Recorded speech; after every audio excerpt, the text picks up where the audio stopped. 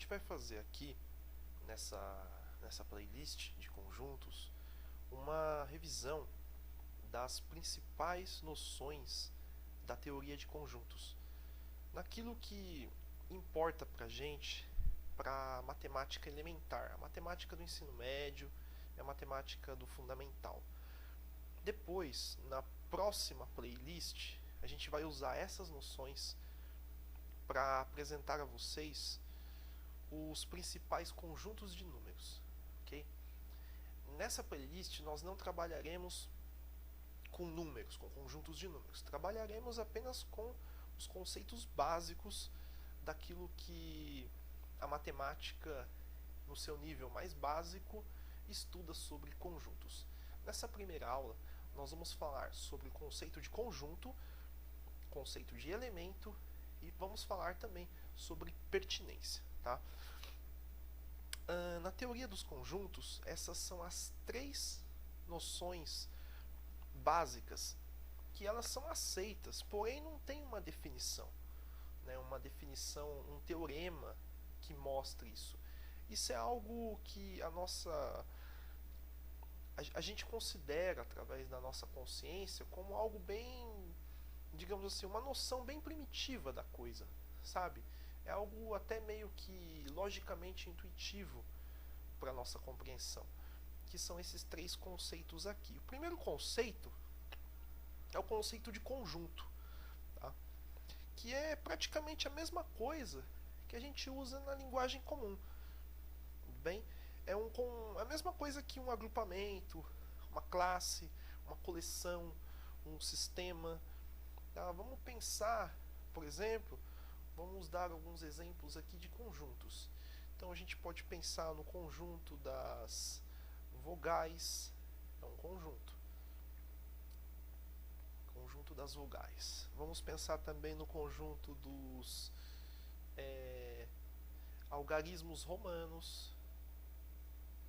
Algarismos romanos. Opa, houve um errinho.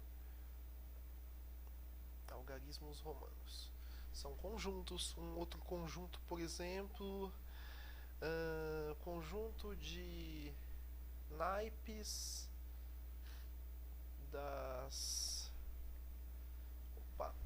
Conjunto de naipes das cartas do baralho. Também é um conjunto, tá? Das cartas do baralho. Minha letra não é muito boa, vocês já devem ter percebido. Um outro exemplo de conjunto, um conjunto dos planetas do sistema solar. Planetas do sistema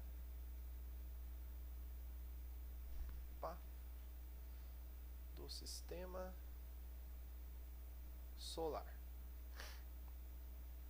Então aqui nós temos diversos conjuntos, né? Que são esses agrupamentos de algumas coisas, né? Existem conjuntos que são infinitos, como por exemplo o conjunto dos números. Falei que nós não íamos trabalhar com números, mas vamos falar um pouco sobre números nessa aula. O conjunto dos números ímpares. Conjunto dos números ímpares e positivos.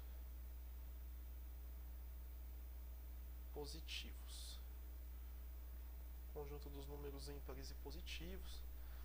Ok, então aqui nós temos um agrupamento que a gente entende como conjunto. Vamos falar sobre elemento. Tá? Elemento a gente pode entender como cada um dos membros, né? Ou então cada um dos objetos que entram e que formam esse conjunto, né? Então vamos ver quais são os elementos o conjunto de vogais. Então a gente tem os elementos A, os elementos E, I, O e U. Então aqui nós temos 5 elementos, que são os elementos que formam o conjunto das vogais. Os elementos que formam o conjunto dos algarismos romanos. Nós temos lá o elemento I, nós temos o elemento V, nós temos o elemento X, temos o elemento L, o C, né, o D e por último o M. Lembrando aqui, nós temos o 1, o 5, o 10, o 50, o 100, o 500 e o 1000. Tudo bem? Das cartas do baralho, nós temos quais elementos? Nós temos o elemento ouro, certo?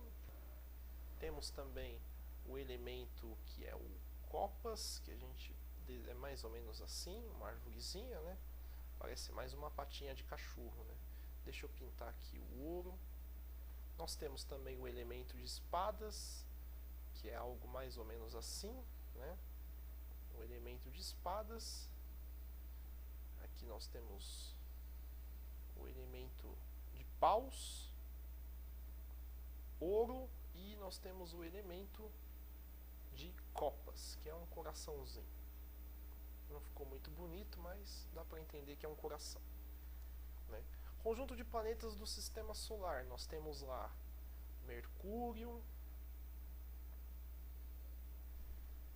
nós temos Vênus, Terra, Marte e por aí vai, né? Vai o conjunto lá, nós temos Saturno, Urano, Júpiter, Netuno, Plutão, e se bem que Plutão não faz parte mais do grupo de planetas, né? Mas isso é um assunto para uma outra disciplina. E temos também os números ímpares e positivos. Que números são esses? Os números ímpares são e positivos 1, número 3, 5, 7, 9 e assim por diante. Ok? Então aqui nós temos o conjunto dos números ímpares positivos. Então nós já aprendemos a definição de conjunto, que são esses caras aqui, né? Nós já sabemos o que é um conjunto, que são o conjunto das vogais, o conjunto dos algarismos romanos, conjuntos de naipes de cartas do baralho. Lembrando que isso são apenas exemplos, né? Planetas do sistema solar e o conjunto dos números ímpares positivos, tá? Os conjuntos podem ser finitos ou infinitos, porém isso não faz com que eles não sejam conjuntos, eles continuam sendo conjuntos. Elemento são esses caras aqui, né? Os elementos que formam um conjunto, né? Que agregados compõem o conjunto. Aqui o conjunto de vogais, os algarismos romanos, cartas naipes do baralho, planetas do sistema solar e números ímpares positivos. Agora nós vamos falar um pouco sobre pertinência, que é um assunto bem fácil e que nós usaremos bastante. Pertinência. Quando nós falamos que um elemento, um determinado elemento, vamos colocar um elemento aqui, um elemento A, pertence a um determinado grupo. Vamos pensar num grupo B. Se esse elemento pertence a esse grupo B, nós utilizamos a seguinte notação, de que A pertence ao grupo B. Simples, né? Então, X pertence ao grupo B. Ok? X, e quando X não pertence, X não pertence ao grupo B. Como que nós vamos desenhar isso? Nós utilizamos uma notação que a gente chama essa notação de diagrama.